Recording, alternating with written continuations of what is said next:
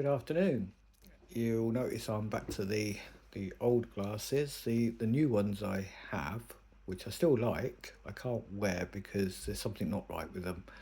Um, for a while, I thought it was part of my ME, um, which sometimes does create double vision, blurred vision.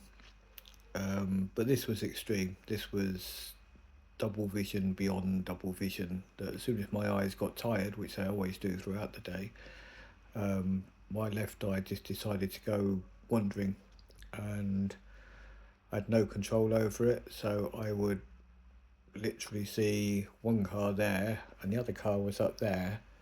So totally couldn't drive with them. So they're going to have to go back to the opticians. However, that's not why I've done this little video.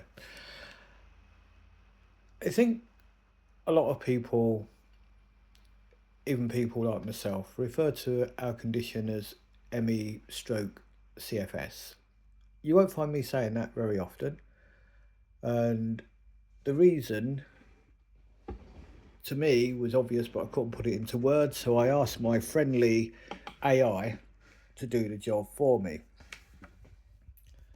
Now, the trouble with my friendly AI is, of course, it's on my computer, which means that I may not be looking at you whilst I'm looking at it. So basically, what it's saying is people with ME, which is myalgic encephalomyelitis, I'm not saying that again, just stick with ME, often dislike the term CFS.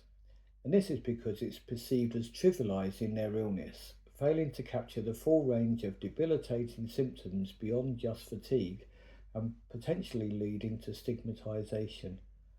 Memory, there we go, waffling on a difference. Many prefer the term ME because they believe it more accurately reflects the neurological and systematic nature of their condition. And that's not systematic, that's systemic. Here is a more detailed explanation. Let's see if I can mess this up as much as I messed the last bit. Fatigue is not the only symptom. It encompasses a wide range of symptoms beyond fatigue, including cognitive dysfunction, muscle pain, sleep disturbances, and post-exertional malaise, worsening of symptoms after physical or mental activity. And that's an important thing to remember. People think, well, as long as you take it easy, you'll be fine. But you can be sitting down, even doing this email. I have planned part of my pacing is after doing this. Did I call it an email? It's a blog entry. After doing this, I'm going to go for a lay down because I'm going to need to. And you can tell how tired I already am with the fact that I just can't even read from pre-printed text. So when people say, oh, you've got CFS, which is what my doctor likes to keep referring to what I have, what they're doing is they're solely saying I suffer from fatigue, which is totally minimising the severity and complexity of what I actually have and what I experience. Fatigue in itself can be misleading. Whilst everyone experiences fatigue, the fatigue suffered by ME diagnosed people isn't simply experiencing normal tiredness, something you can push through. It means you can't push through it. You're stuck with it. Doesn't matter whether you sleep, rest, whatever you do, you are stuck with a debilitating tiredness and inability to get your words out. Then there's a stigma and misunderstanding. Let's look into that. The term CFS alone has been associated with a history of medical skepticism and disbelief, with some doctors viewing it as a psychosomatic illness rather than a biological one.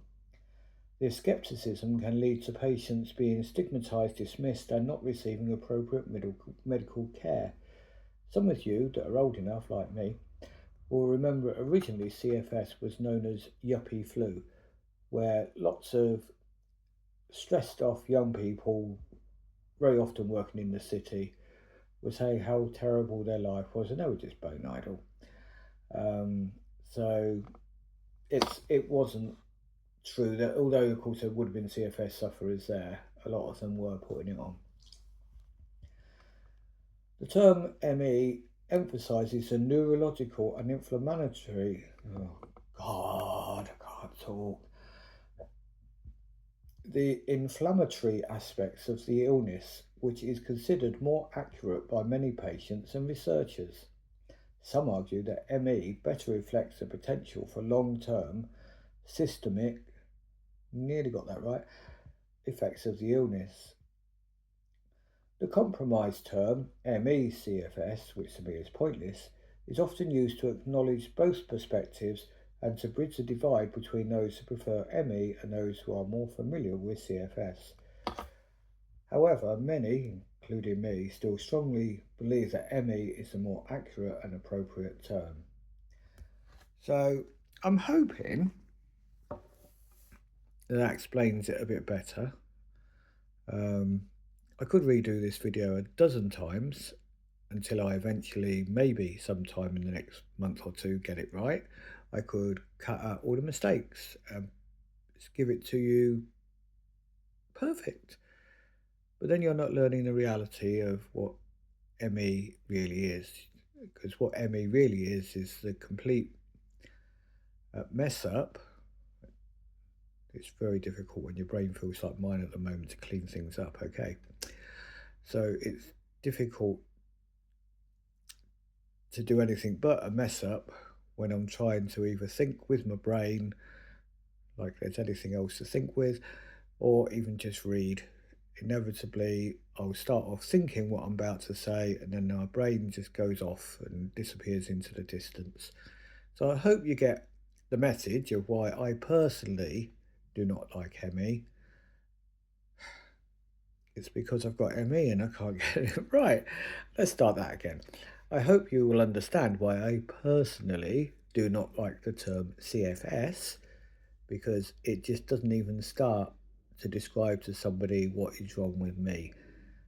And I find it quite insulting that my doctor's surgery still insists on saying CFS when in reality it's ME. Thank you.